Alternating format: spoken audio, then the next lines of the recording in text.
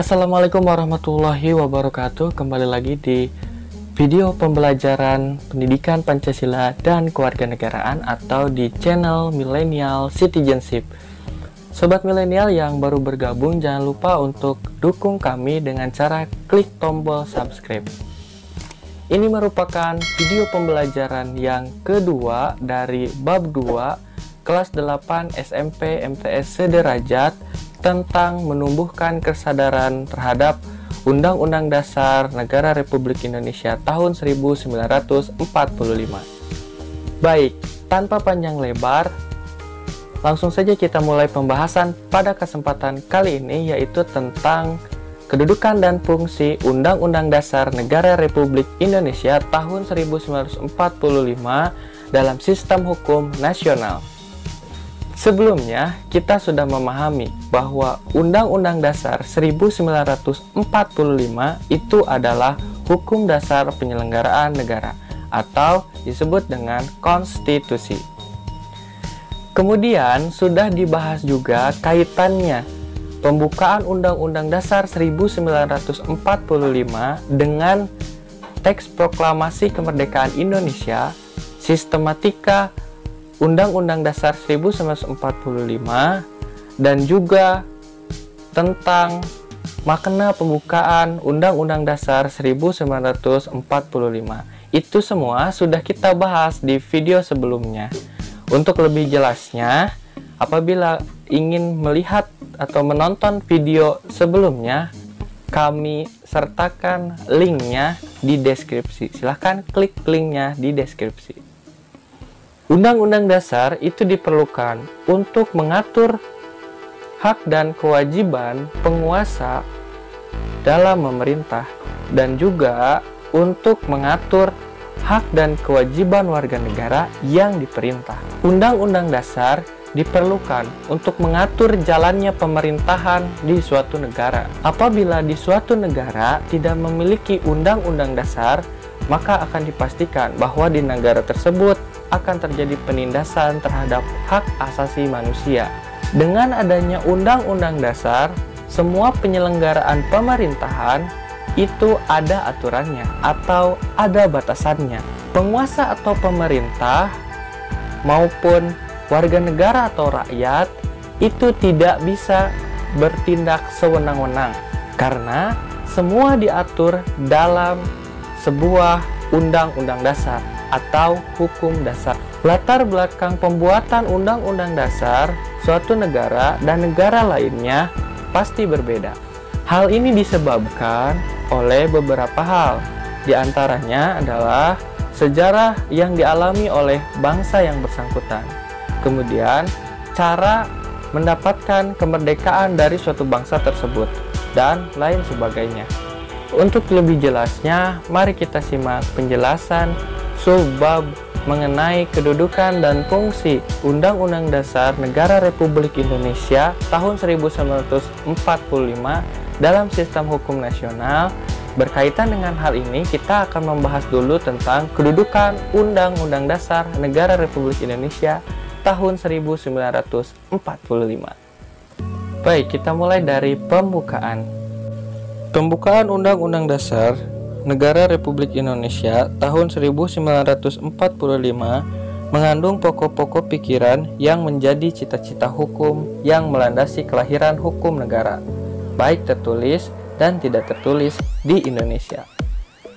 Oleh karena itu, pembukaan Undang-Undang Dasar Negara Republik Indonesia tahun 1945 berkedudukan sebagai tertib hukum.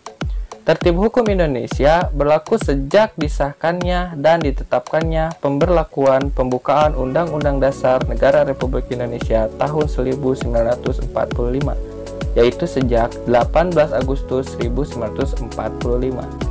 Adapun secara rinci, tertib hukum Indonesia harus memenuhi 4 syarat, yaitu adanya subjek yang mengadakan peraturan hukum, yaitu Pemerintah Republik Indonesia.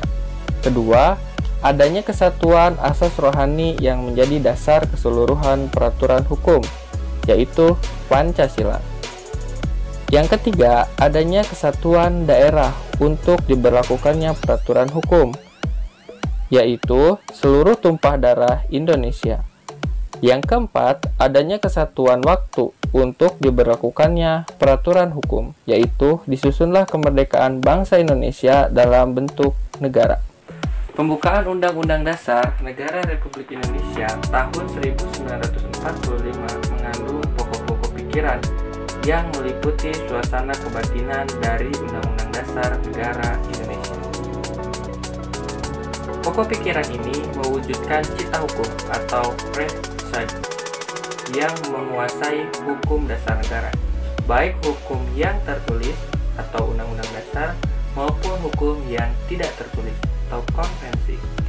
Adapun pokok pikiran ini diwujudkan dalam pasal-pasal Undang-Undang Dasar Negara Republik Indonesia tahun 1945 sebagai sumber hukum positif negara Indonesia.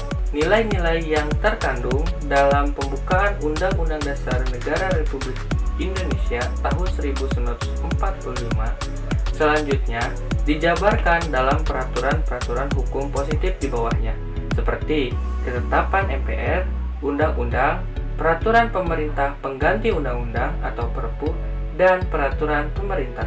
Oleh karena itu, seluruh peraturan undang-undang di Indonesia harus bersumber pada pembukaan Undang-Undang Dasar Negara Republik Indonesia tahun 1945 yang mengandung asas kerohanian negara atau dasar filsafat negara Indonesia.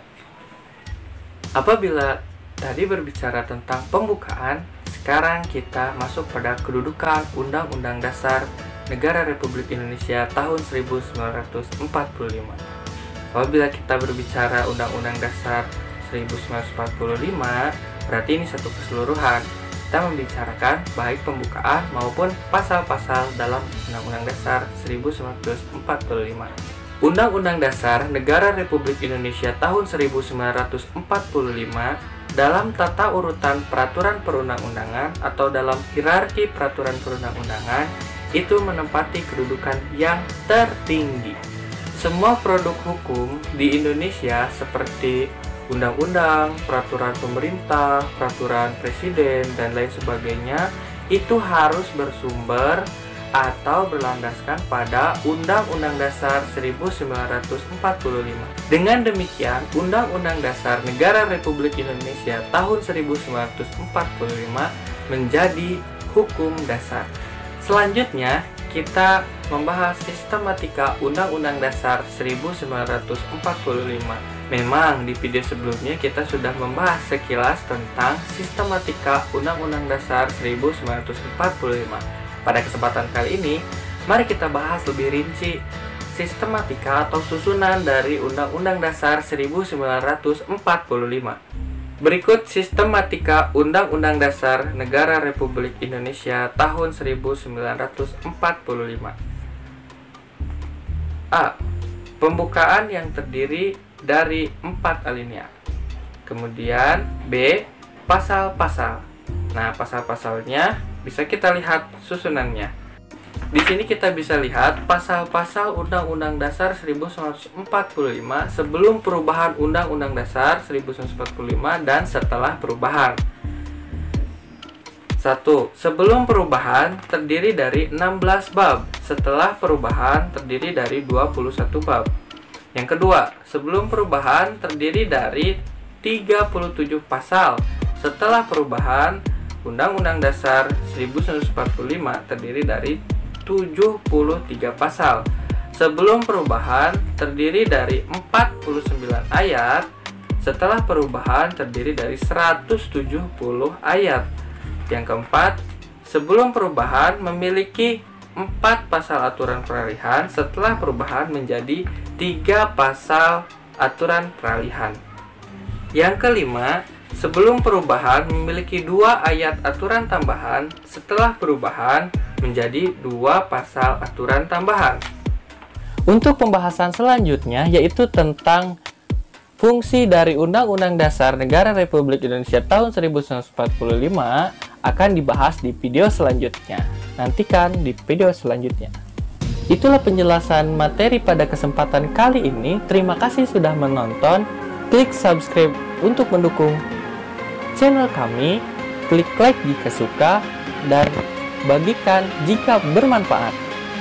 Silahkan tinggalkan komentar, kritik, dan saran untuk channel kami agar channel kami terus berkembang dan bermanfaat. Terima kasih. Wassalamualaikum warahmatullahi wabarakatuh.